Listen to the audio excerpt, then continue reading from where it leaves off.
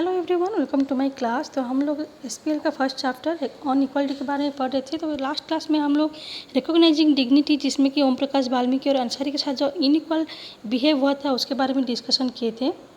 उसके बाद जो नेक्स्ट टॉपिक है वो है इक्वालिटी इन इंडियन डेमोक्रेसी। तो इंडियन डेमोक्रेसी में हमारे इक्वालिटी के लिए क्या क्या व्यवस्था किया गया है, क्या क्या सुविधा जो है वो लोगों को दिया गया है।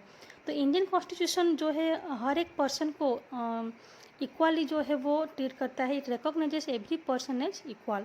तो इसका मतलब होता है every individual in the country including male and female persons from all caste, religions, tribes, educational background, social background, place of birth etcetera.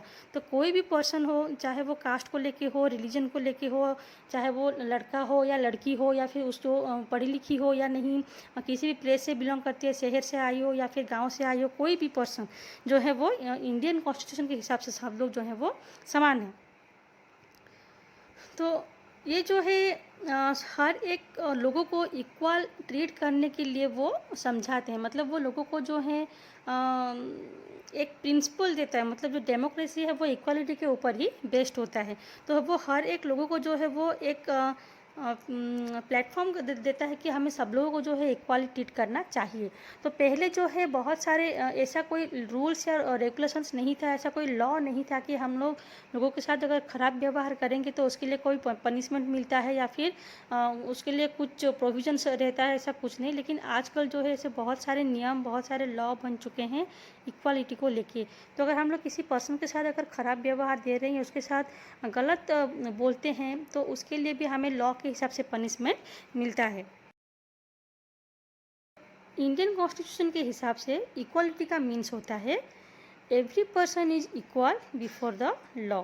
तो सब लोग जो हैं लॉ के सामने एक जैसे होते हैं, चाहे वो इंडिया का प्रेसिडेंट हो या फिर कोई काम करने वाली साधारण सा इंसान। तो सबके लिए लॉ जो है वो एक बराबर होता है। अगर कोई कुछ भी क्राइम करता है, तो अगर प्रेसिडेंट कोई क्राइम करता है तो उनको भी पनिशमेंट मिलेगा, या फिर कोई नौकर या कोई एक साधारण लोग अगर क्राइम करता है तो उसको भी पनिशमेंट मिलेगा। उसके बाद सेकेंड जो है वो ये है कि no person can be discriminated on the basis of their religion, race, caste, place of birth, whether they are male और फीमेल। तो सेकंड में ये लिखा गया है कॉन्स्टिट्यूशन में कि कोई भी पर्सन जो है उनके साथ हम लोग डिस्क्रिमिनेट नहीं कर सकते। डिस्क्रिमिनेट का मतलब होता है उनके साथ हम लोग भेदभाव नहीं कर सकते, उनके जाति को लेके या फिर धर्म को लेके, या फिर वो लड़का है या लड़की है या कौन सी जगह से आई है, क्या पढ़ी लिखी है या नहीं, ऐसे किसी भी चीज़ को लेके हम लोग किसी भी पर्सन के साथ भेदभाव नहीं कर सकते।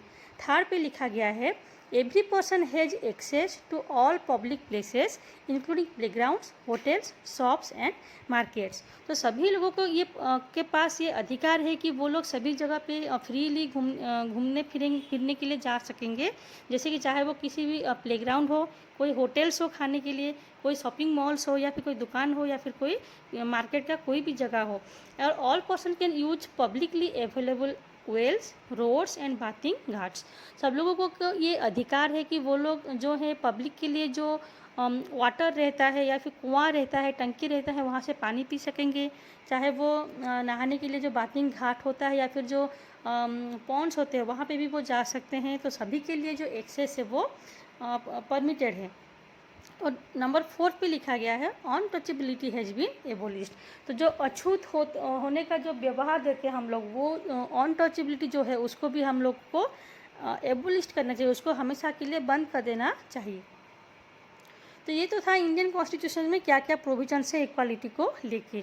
तो दो वे से गवर्नमेंट जो है वो हमेशा ये ट्राई कर रहा है कि कैसे हम लोगों को इक्वल ट्रीटमेंट करें। तो एक जो है ऐसे लॉ बना के जो कि कॉन्स्टिट्यूशन में लिखा गया है, इस सारे लॉ लोगों को इक्वालिटी दिलाने के लिए। और दूसरा है गवर्नमेंट्स के अलग अलग स्कीम। तो गवर्नमेंट जो है बहुत सारे प्रोग्राम्स, बहुत सारे स्कीम्स लॉन्च करता है, वो शुरू करता है, ताकि जो डिसएडवांटेज पीपुल हैं, जो लोग थोड़े कम डेवलप्ड हैं या फिर जो लोग उतने ज़्यादा प्रोग्रेस नहीं कर पा रहे हैं लाइफ में, उनको जो है गवर्नमेंट का बेनिफिट्स मिले, या फिर जो गवर्नमेंट स्कीम है, प्रोग्राम्स हैं, उसको वो उसका सही लाभ वो उठा पाएँ। उसके लिए गवर्नमेंट ने बहुत सारे सुविधाएं दे रखी हैं लो कास्ट लोगों को या फिर जो अंडर प्रिविलेज लोग हैं उनके लिए। तो आज के लिए बस इतना ही। नेक्स्ट क्लास में हम लोग एमटीएम स्कीम के बारे में डिस्कस करेंगे।